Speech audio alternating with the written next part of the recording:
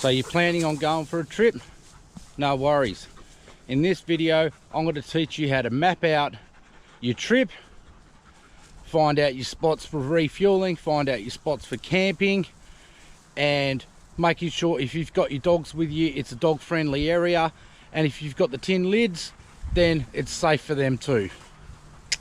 So mapping out your WA trip. I'll keep this as simplified as I possibly can.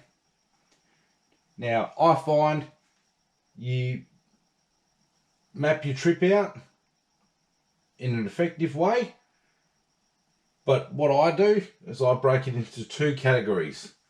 I break it into category 1, your mapping.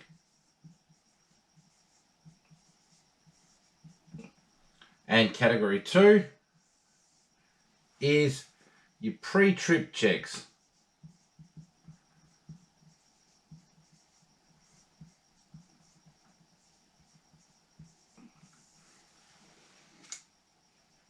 Nice and straightforward. So we're going to start with category 1, mapping. Right. First thing that you want to do with your mapping out your trip is what destination do you want to get to, or are you hoping to see, or you want to go to. The second thing is your funds. How expensive is this trip going to be? How far are you willing to travel with the money that you have? Also taking into consideration, you need a thing called contingency money. Money that if something happens, you've got that will cover you. Climate.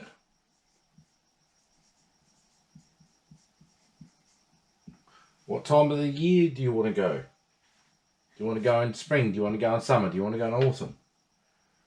Do you want to go winter time? Stuff like that. Kids.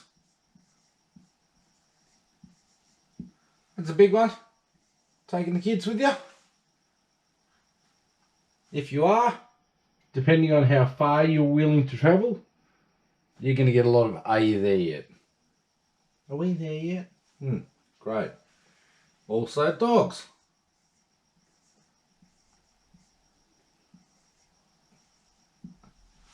Are the dogs going to come with you? Yes, no, maybe. Depends where you go. The time of the year.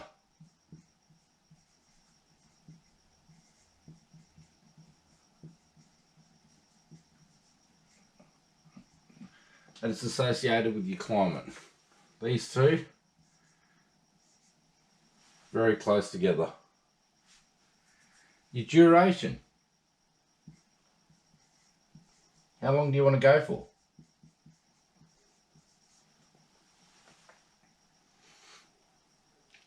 Facilities.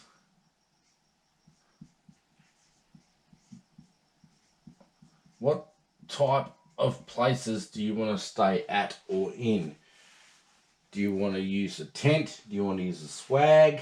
Do you want to make sure that there's a means of a hotel or a motel, caravan park? Do you want toilets? Do you want running water? Do you want power? No power? Very important thing that you need to look into when you're mapping out your trip. And of course, one of the most important things that people always overlook is your seclusion level.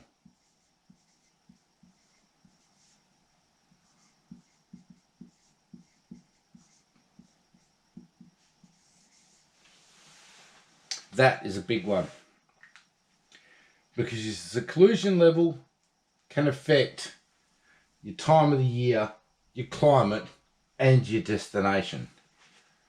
Do you want to be in somewhere that you're alone? Do you want somewhere that is good for the kids? Do you want somewhere that you can go where you're not going to see anybody else around for miles.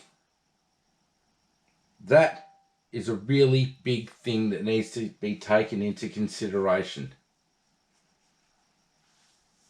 So make sure you've got in agreement with your partner, whoever you're going with. You need to know what your seclusion level is going to be. Now, your pre-trip checks. There's quite a few things that are involved in your pre-trip checks. First and foremost, and one of the most important, is your vehicle. You've got to do all your vehicle checks before you do anything else. Number 2, equipment. What do you need for your destination? What time of the year it is will then dictate what type of equipment you need. How much seclusion there is would also dictate what equipment you need. The activities that you want to partake in is also equipment. Time of the year, duration, everything falls into equipment. You've got to check all your equipment. You've got to make sure that you're going to be comfortable. Nobody doesn't want to be comfortable when they go on a trip. It sucks, and you're going to get either a bad night's sleep or you're just going to cop it from the missus or the mister, regardless. Okay, number 3. Again, destination. But this time, it's not going to be a destination choosing. It's going to be a destination pre-trip check. So, you're going to find out about the numbers of people that are there, if you're going to need to book before you leave, how many other numbers are expected when you get there. If you want to stay in a caravan park or something like that, the facility, you need to pre-check if the facility's got what you need at that point. Some places don't have everything. I've personally been in some caravan parks where they don't have power for people that do not have a caravan. If you're staying in a tent or a swag, you don't get power. You're not privileged to it. So you need to check that. Then you need to check permits.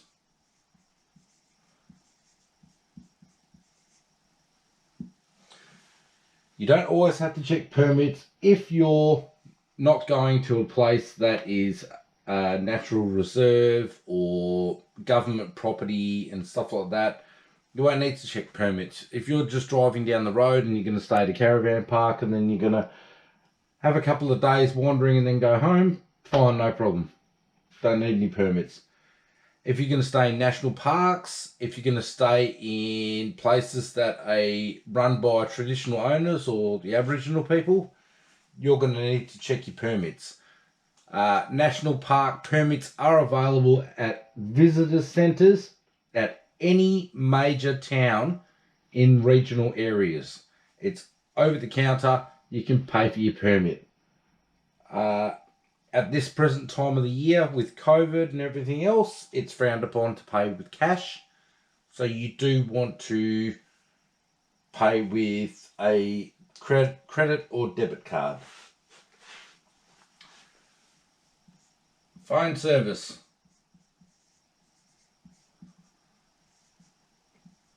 This one is a big one for a lot of people, especially for people with kids with devices.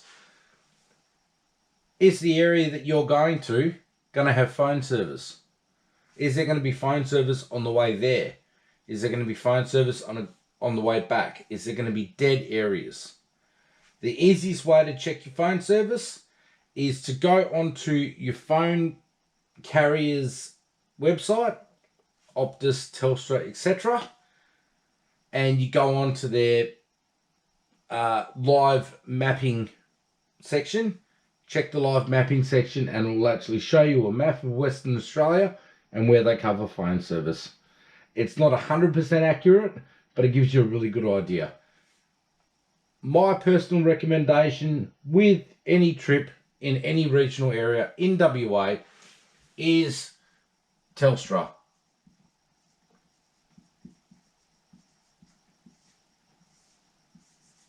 Get a Telstra phone, whether it's prepaid or a contract.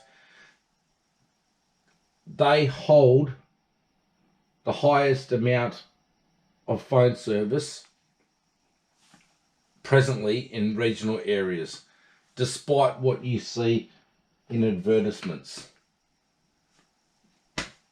They are the kingpins in regional areas. So do yourself a favour, get yourself a Telstra phone. Right, next is your maps.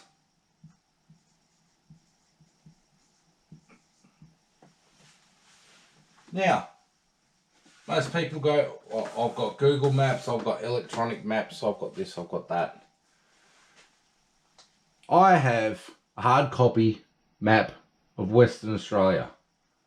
I also have in my vehicle a UBD for the metropolitan area. This particular map is by HEMA. It's called a handy map. These maps are great. They show you locations, they show you the small towns, they show you where the caravan parks and the camping and rest areas are. They also show you where fuel and water is accessible. You need to get one of those. They're very inexpensive, and even if you're relying on your phone, you want that as a contingency. Take it, throw it in your glove box, forget about it. Happy days. Next one is accommodation.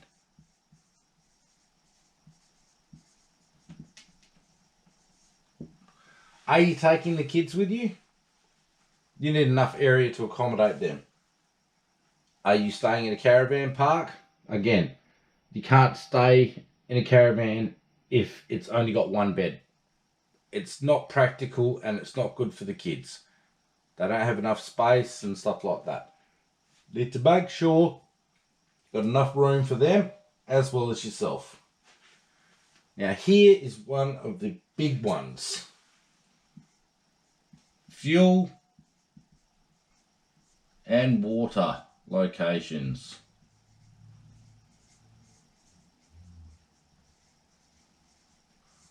Very, very, very important. You need to know how far it is for you to get from one point to another in order to refuel or get water. A lot of Western Australian highways have got warning signs. Fuel, next fuel available, X amount of kilometres. They're pretty handy. Water, you want to make sure that you've got a minimum of 1 day's worth of water on board per person. If you've got 4 people on board, you need 4 days worth of water because they're going to drink a day's worth of water each if you're subject to a breakdown. Which leads me on to breakdown service. Now, breakdown services, while they're handy, they're not everywhere. There are some places that you go where you can't get a breakdown service. You can't get a tow truck. You can't get, well, in Western Australia, it's the RAC. They're the ones that come out to do repairs and stuff like that. There are people in regional areas and mobile mechanics that will still come out to you, depending on where you are, but it will cost you. So that's another really important thing to find out. If you're going anywhere within roughly 20 kilometres of a major town, they will have a breakdown service. But you need to check it first before you even turn the key to get going. Now this is my HEMA map. I've opened it up. On one side you have northern side of Western Australia, and on this side you got the southern side of Western Australia. So, well, not quite the southern side, but a majority of your southern side. So this map in particular runs all the way up to Carnarvon, and we are right here in Perth, Western Australia. As you can see there, Perth. It goes all the way north to Carnarvon. It goes all the way south to the southern coastline. It goes all the way east to the South Australian border, right here.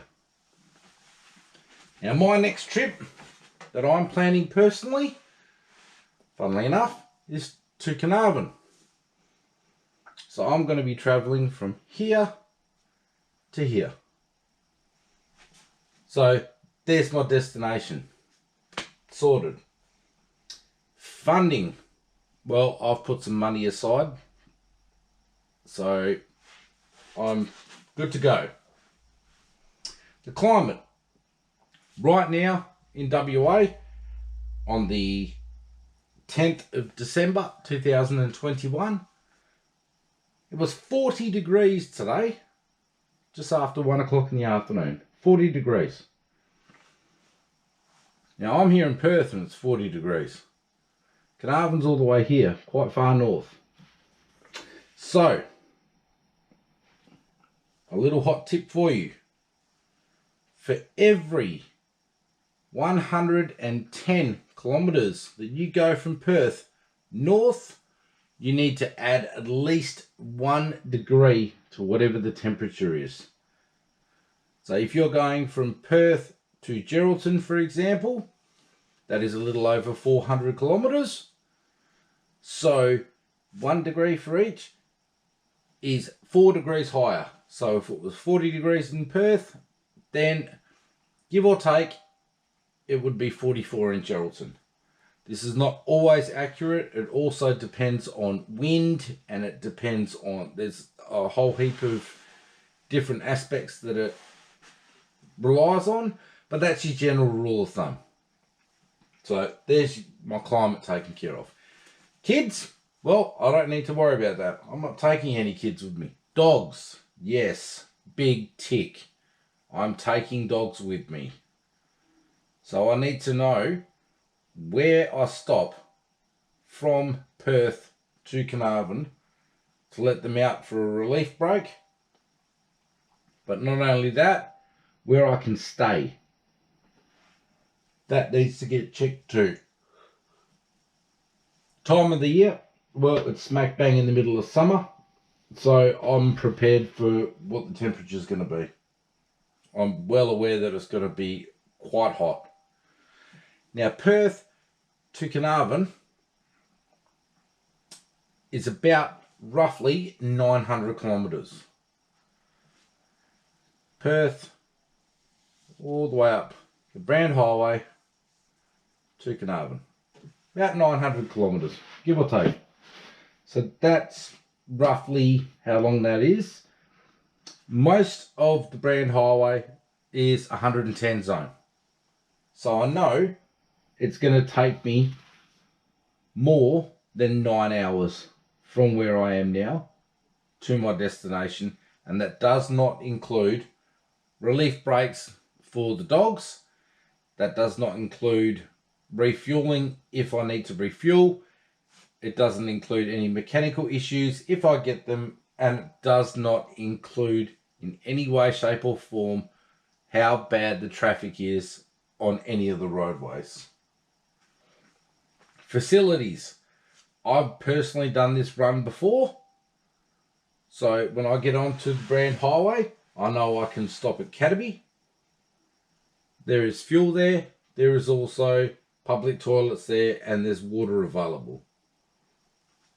Heading past that, I can stop in Dongara. Again, there is fuel, there is water, there is a place to let my dogs relieve themselves, and if I need to, I can refuel, check my vehicle, etc.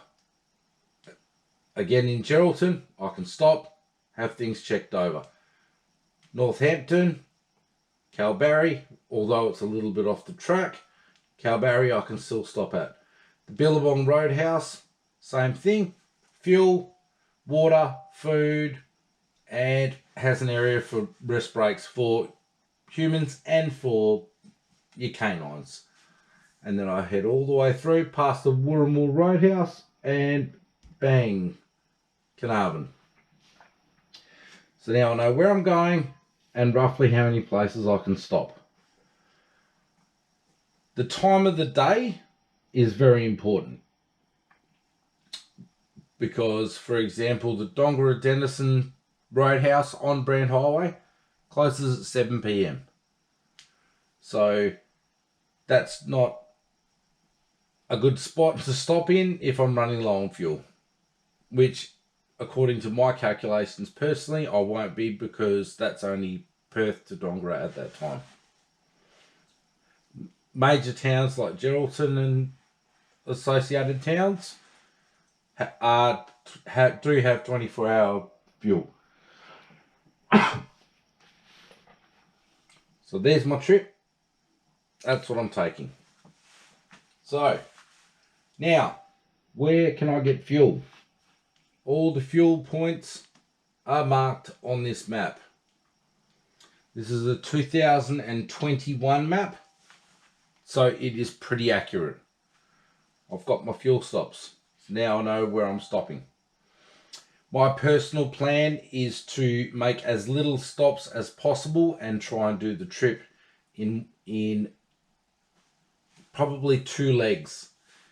I want to go Perth to Geraldton, stop, give the dogs a relief break, have lunch, and then go through the second leg and all the way up to Carnarvon. Now, phone service. Because I'm in a major town, there will be plenty of phone service in that area. From Perth all the way to Carnarvon, there are a few very small dead spots. These dead spots don't last longer than 5 or 6 kilometres. I'm aware of those. I've checked my Telstra map and I have done this trip before. So I know exactly where I'm going and how bad the trip is. Or how good the trip is, depending on your preference. Now, permits. I don't require any permits because I'm going to be staying in a town site. I don't need any permits for my dogs while they're in my vehicle. However, because I've pre-checked, I can't stay in one of the major Carnarvon caravan parks. I won't disclose which one that is, but there is one particular one where I cannot stay. There are 2 others that I can stay at, but I have to have my dogs on a lead while they're there, which is fine. It's also Western Australian law that if you're off your personal private property, your dogs must be on a lead when they're not travelling in a vehicle and they're out in public. Now, my maps, obviously I'm going to take my hard copy of my map. I am going to take my mobile phone where I have downloaded the Maps application. So I've saved that. That's all good to go. My accommodation is obviously going to be one of the caravan parks that I've chosen out. And my fuel and water locations would be heading from Perth. I've chosen out Cataby, Dongara, Geraldton, Kalbarri, the Billabong Roadhouse and the Wirramul Roadhouse between Carnarvon and Perth. So I've got plenty of options. I will be refueling my vehicle the day before. So I've got a full tank of diesel. I will also have a 20-litre jerry can with me when I get going. So hopefully this gives you a rough guide on wherever you're travelling within Western Australia, roughly what to look for on your maps and doing your checks and everything else. Don't forget to do your pre-vehicle checks before you leave and make sure that you're packed and ready to go the night before. at least 12 hours before you need to leave. You want everything packed and good to go. So that's mapping out your trip prior to leaving the house for your holiday or wherever you're going. So hopefully this video has given you a couple of quick tips and tricks and a couple of little pointers to keep you safe on the roads, especially during the holidays where the traffic is higher.